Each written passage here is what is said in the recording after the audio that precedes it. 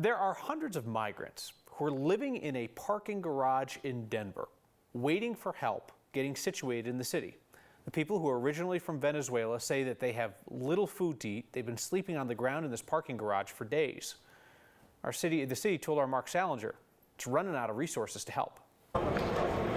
In a parking garage in Denver, people spend their first days in Colorado waiting. Tenemos miedo porque ya hemos recorrido tanto. 2 días dormí ahí, donde se muestra aquí a la parte de atrás mía. Juan Diego arrived after a months-long journey from Venezuela.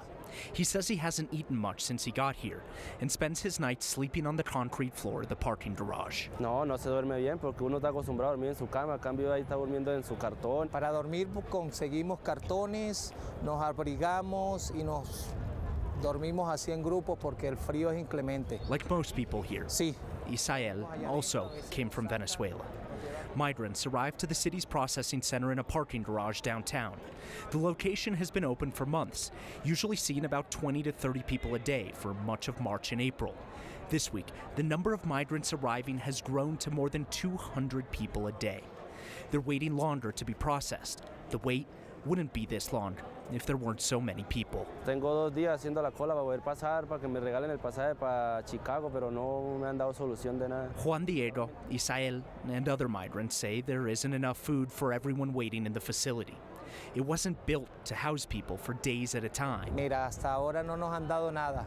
Solamente vino alguien, nos dio una galletica y eso es lo que no hemos comido. The city says they're providing sandwiches and food here when they can. Other organizations are also working to deliver food.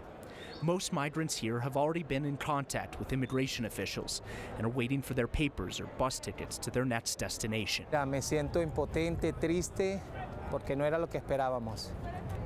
Esperábamos que Estados Unidos nos abriera la puerta, nos apoyara. Denver says it doesn't have enough space or money to support the number of migrants arriving right now. Neither does the state. Y ahora estamos solos aquí, no sabemos qué hacer. So they wait in a parking garage for their name to be called.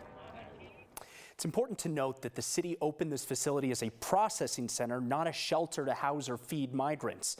People can leave the center and go to stay in a shelter or find food if they have connections or money.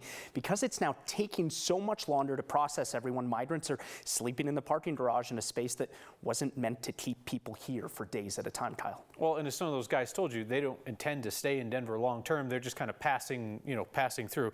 This is the day, right, Mark, that the city is implementing the new rules, stricter rules on who can get into the city shelters. You have to be in the immigration system. You have to apply for asylum. You have to be known to the government before you can get into a Denver city shelter. Exactly. The city of Denver today said that they're following new federal guidelines that says that they will only provide shelter to people who have come in contact with immigration officials. The city has 4 shelters that are open right now, and they say they're almost all at capacity. Today, the governor and the mayor of Denver signed a letter to the federal government saying, we need more help. Come help us, please, do something, give us more money. It was just last Thursday or Friday when we started to say it looked like there was going to be another surge of folks coming. Could the city accommodate it? And then it appears over the weekend at capacity. All right, Mark Salinger, thank you.